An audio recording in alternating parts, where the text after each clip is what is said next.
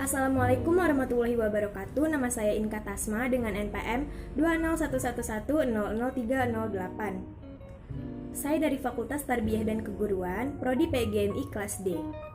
Pada kesempatan kali ini saya akan menjelaskan materi mengenai interaksi masyarakat untuk memenuhi mata kuliah konsep dasar IPS dengan dosen pengampu Bapak Suhardiansah MPD. Berikut adalah pengertian interaksi. Interaksi adalah relasi atau hubungan yang ada dalam individu terhadap individu lainnya, kelompok dengan kelompok lainnya, maupun kelompok dengan individu. Jadi, interaksi yang ada di dalam masyarakat yaitu relasi atau hubungan yang ada di antara individu dengan kelompok maupun kelompok dengan individu yang terjadi di dalam lingkungan masyarakat. Berikut adalah syarat-syarat terjadinya interaksi di dalam masyarakat. Syarat yang pertama adalah kontak sosial.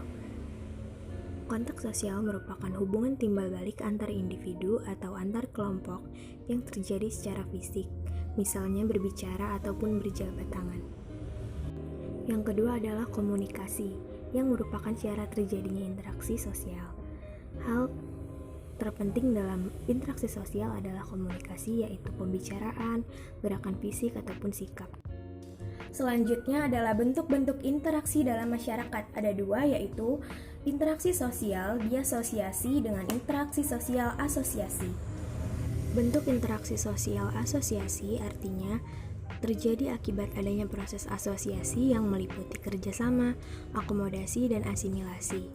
Dan yang kedua adalah bentuk diasosiasi.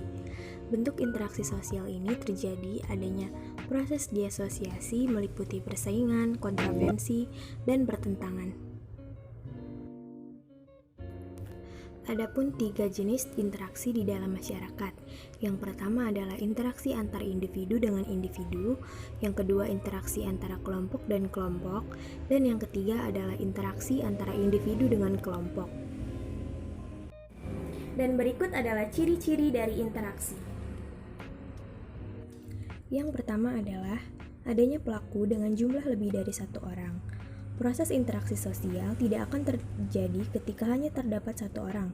Proses interaksi baru akan terjalin ketika terdapat individu yang berinteraksi dengan individu lain. Dan yang kedua adalah adanya komunikasi antar pelaku dengan menggunakan simbol-simbol. Seperti proses interaksi sosial melibatkan komunikasi yang dijalin oleh individu ataupun kelompok, tidak hanya secara lisan, tetapi komunikasi dapat dilakukan dengan menggunakan simbol tertentu, melalui gestur tubuh ataupun isyarat.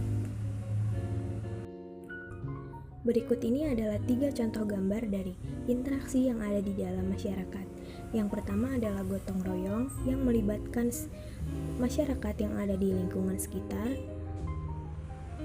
Dan gambar kedua adalah kebersamaan masyarakat untuk merayakan hari-hari besar seperti 17 Agustus, acara keagamaan yang dilakukan secara bersama-sama dengan masyarakat lingkungan sekitar. Sekian penjelasan materi mengenai interaksi masyarakat dari saya. Bila ada salah kata saya mohon maaf dan kepada Allah saya mohon ampun. Wassalamualaikum warahmatullahi wabarakatuh.